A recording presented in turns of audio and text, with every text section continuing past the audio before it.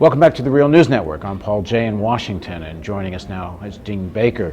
He's the co-director of the Center for Economic Policy Research, CEPR, here in Washington. Thanks for joining us. Thanks for having me on. So the G20 is going to be taking place towards the end of June, and it seems like the message is going to be the world is in dire threat, and the threat is the growing deficit.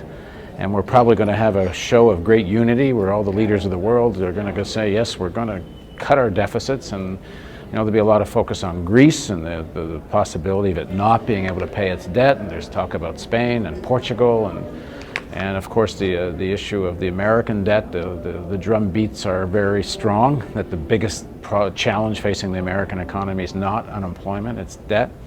So are these leaders of the world right to be so worried about the debt, and if they're not, why not? Well, they're 180 degrees wrong. We're reliving the Great Depression as though they have no understanding, no history of it. This is exactly what happened during the Great Depression, certainly in the United States. We had the New Deal that President Roosevelt put in place in 1933, and that was quite successful in bringing the unemployment rate down. We had very rapid growth, near double-digit growth, 33 to 37, and then the deficit hawks, the blue dogs of that day, persuaded President Roosevelt that we had to balance the budget, and we got a second recession. Unemployment shot up almost as high as it had been in 1933, and the economy limped along until finally the wartime production of World War II eventually boosted us out of the Great Depression and got the economy going again. So, what's going on here is that we've had a big increase in public deficits, the United States, around the world, in response to the Depression, in response to the downturn. So it's not as though there was this big spending spree, tax breaks. We had counter-cyclical spending to counteract the effect of the collapse of private spending. That's exactly what you want. Well, they did, as you said, they did go into stimulus. The countries around the world were all saying now we have, in fact, they even used the words, we have to avoid the mistakes of the 1930s. But now they're saying, okay, we've done enough now, and now the debt deficit's the problem. So why are they there when unemployment is barely down in the United States and most other countries? Well, I think what you've had here is basically the financial sector is regrouped. Back in 08, 09, they were on the edge of bankruptcy. They were doing their best to get money out of the public trough in order to stay alive, literally. Goldman Sachs, Morgan Stanley, Citigroup, Bank of America, they would all be bankrupt companies today were they not rescued by, from the public trough. They got what they needed, they've regrouped, they're now confident again, and they're taking advantage of the crisis that they created to go back and say, well, we have this huge deficit, we got to get rid of Social Security, we got to cut back Medicare, and they're doing it both in the United States and around the world. And why do they want to? Why does the financial sector want that? Wouldn't they also benefit if there was lots of stimulus money out there and the economy was more vibrant? Doesn't the finance sector do just as well then? Well, they can. I think there's two parts to this story. One is that they very narrowly, as lenders, as bondholders, in that context, they risk losing if there's inflation. I'm not talking about hyperinflation. I'm simply talking about a story where, suppose instead of having, let's say the 1% inflation that we're looking at now, the inflation rate were to go to 3%, 4%, well, that reduces the value of their bonds. Not hugely, but, they'd rather not see that. So for them, no, they'd rather have, lower inflation, have their bonds worth more. The second issue is one about economic control, economic power. They would like to be the ones who dictate what goes on in the economy. They don't like the idea that, we have 10% unemployment, we want to get rid of that. We know how to do that. The government could spend lots of money. They don't like that idea. What that means is that this is up for debate, that we could have Congress go out there and go, hey, how are we going to spend $1 trillion in order to reduce the unemployment rate? That's good for the economy. And what do you think it would take to have a significant dent in the unemployment rate? How much stimulus do you think is needed? Well, I think we probably need a package that's about twice as large, or we already had if we kept the last one in place for a few more years. But we probably have to talk about stimulus close to $1 billion a year. And the logic of this is really fairly straightforward. We lost roughly $1 billion in private sector demand when the housing bubble collapsed. So we lost somewhere around $500 to $600 billion in construction demand. No one's building houses, or for that matter, non-residential real estate, because there was so much overbuilding. And then on top of that, we lost around $500 billion in consumption demand because people lost $6 to $8 trillion in housing bubble wealth, which had been supporting their consumption. That's what we have to replace. So it's not this mystical process. It's not like we're sitting there looking at tea leaves and trying to, be brilliant people or whatever. It's very straightforward.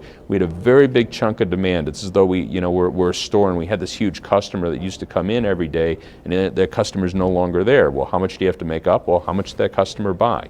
In this case, it's about $1 trillion. That's what we're looking at. So how much inflation do you think if you're putting $1 trillion in? $1 trillion over how long? That's a year. That's an annual rate of spending. So you think it should be a new $1 trillion a year of stimulus for how long? Well, it depends on the response of the private sector. I mean, what has to happen during the last decade, the economy was being driven by the bubble, both through construction and consumption.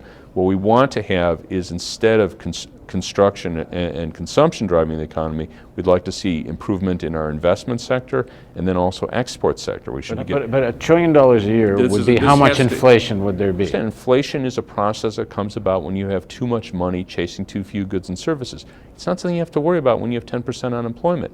If we get to a situation where we actually start to see the unemployment rate falling back to normal levels, we start to get close to capacity, then you pull out the stimulus. It's really straightforward. So again, it's not a mystical process. It's not that you put the money out there and then inflation goes up like that. What happens is it starts to generate demand in the economy. The inflation comes when the demand starts to exceed the economy's ability to produce goods and services. And their counter-argument is it's not so easy to control, that you can open up this Pandora's box and you lose control of the process. Well, if you get them to be a little serious, yeah, and then you go, well, what does that look like? And they can't with a straight face. Well, maybe they can do it with a straight face. We'll have to see the people. But what they have to do is say somehow it just goes, so we're sitting here with 1 or 2% inflation, and then it's jumped up to 8 or 10, which there's really no historical basis for. There's no evidence for that sort of story. What all the models show and what all the historical evidence shows is that it's a gradual process. So that we're sitting here, we see the unemployment rate, let's say, they follow the Baker plan, it works, so the unemployment rate comes down to 9%, 8%, 7%. We're sitting here a year or so from now and it's down to 6.5%. Well, at that point, then maybe we start to worry about inflation. We'll go, let's start to cut it back. Now, maybe the inflation rate, I'm okay with 3%, 4%. Doesn't bother me too much. Maybe it starts to get a little higher, but that doesn't happen all at once. Robert Reich had a piece recently on his website where he said the real problem is lack of consumer demand, but that to me means low wages, not enough people in unions, so you can't get the wages any higher. It's not just an employment issue. There's a certain point that you could stimulate unemployment goes down, but if you don't deal with some of the underlying fundamentals of why people had to borrow money rather than just have enough wages to pay for stuff, that you're going to wind up back in the same problem again. Well, we had some long-term structural problems that gave us both the stock bubble in the 90s and then the housing bubble in this decade. If you go back during the sort of golden era, the post-war boom, there we had productivity growth translate into wage growth, translate into consumption growth, increased demand, new investment, more productivity growth. That was a healthy pattern of growth that in principle could have kept going. We instead got to this pattern following the sort of weakening of workers' bargaining power in the 80s, where wages didn't keep pace with inflation, which created a situation where you could have bubbles because you had to generate demand from somewhere. So you saw this very explicitly in the 90s that Greenspan lowered interest rates because he saw there was no inflation in the economy, and he said, well, it could keep growing without creating inflation. And everybody can go out and borrow money and buy stuff. And that's in fact what happened. And it was done on the back of the stock bubble in the 90s, and then it was done on the back of the housing bubble in this decade. So over longer term, what we have to do is redress those structural imbalances that laid the basis for the bubbles. That doesn't seem on anybody's agenda that has any power in this country. No, I mean, I never hear the word wages, like one economic conference after another at the White House or Peterson's foundation conferences. The word wages doesn't come out of anybody's mouth. Well, what they usually say when they talk about that is they might even show sympathy and say we'd like to see workers get more, and they usually throw in a word about education, that, if we got everyone to be more educated. But the reality is that you could look at, people have, of course, gotten more educated, so the working force is much, much more educated today than it was 20 or 30 years ago, but the returns to, say, people getting a college degree are much, much less. They're not seeing, you have a lot of young people getting out of college, they themselves are finding it hard to get a job. So what you've done is this credentialing process, people are accumulating more and more credentials, but they're not getting a return for them. The gains are going overwhelmingly to those at the top end, the top 10%, top 5%, even top 1%. So you could still say, you have professionals, doctors, lawyers, they're still doing very, very well, but they're doing that at the expense of basically everyone else. So the kind of stimulus you're talking about is a transition, but there's going to have to be a transition to something structurally different, no? Well, there certainly should be. I mean, it's sort of a question of putting out the fire. The fire today is 10% unemployment, so the stimulus is about getting that down to more normal levels. Now, ideally, we want a longer-term agenda that restores the balance that will allow ordinary workers to share in productivity growth. I mean, there's a lot of other things we want to see as well. I mean, we have to do a lot to rebuild our infrastructure, get the U.S. on sort of a sustainable growth path in terms of reducing our energy use, greenhouse gas emissions. I mean, there's a whole long list of things that we should be talking about, should be doing. Some that could be part of the stimulus, but the point is the immediate issue is to deal with the situation where we have 10% of the workforce unemployed. Thanks for joining us. Thanks for having me on. And thank you for joining us on the Real News Network.